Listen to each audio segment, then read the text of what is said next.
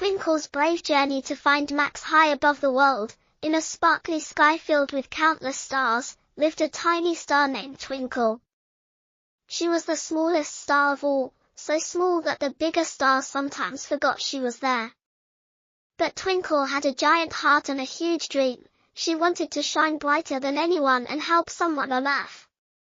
Every night, she gazed at the world below, where children laughed, animals played, and lights glowed in cozy homes. "I want to make someone smile," Twinkle whispered, her light flickering with hope. One frosty night, when the moon hung like a big silver coin, Twinkle heard a soft, sad voice from Earth.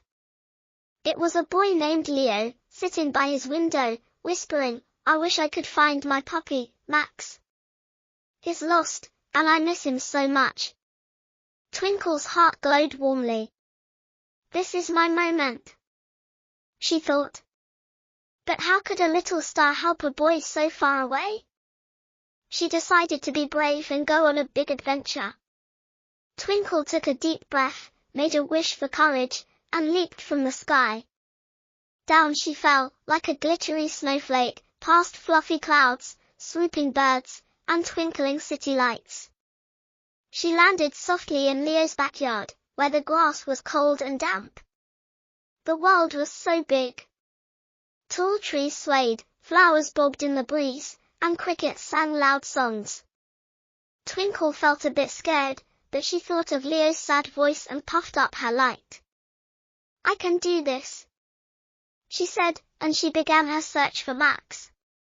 First, she floated to the garden, where roses and tulips stood in neat rows. "Have you seen a puppy named Max?"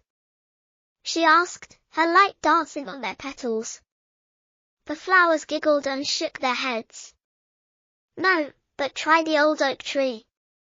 The owl there knows everything," they said.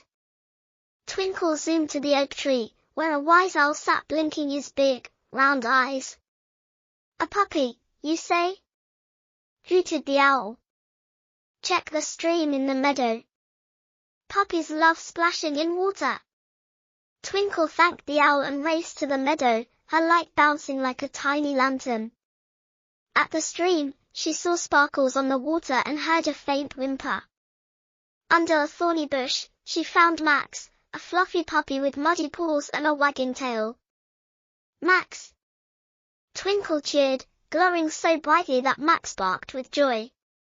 But Max's fur was caught in the thorns, and Twinkle was too small to free him. "Don't be afraid," she told Max. "I'll get Leo." She zipped back to Leo's house, her light flashing like a firefly. Leo was still at his window, his eyes red from crying. Twinkle danced in front of him, twinkling as brightly as she could. Leo gasped, "A star! Are you here for Max?" Twinkle bobbed up and down, leading Leo outside. She guided him through the dark garden, past the wise owl's tree, and across the meadow to the stream. Max yipped loudly when he saw Leo, and Leo ran to him, untangling his fur and hugging him tightly. "Max, you're safe." Leo laughed as Max licked his face. "Thank you, little star," Leo said, his smile brighter than the moon. Twinkle felt warm and proud, but she knew her adventure wasn't over yet. She wanted to make sure Max and Leo got home safely. She floated above them, lighting their path like a tiny street lamp. Along the way, a curious squirrel popped out. "Where are you going, shiny star?" it chattered. "I'm helping my friends," Twinkle replied, glowing happily.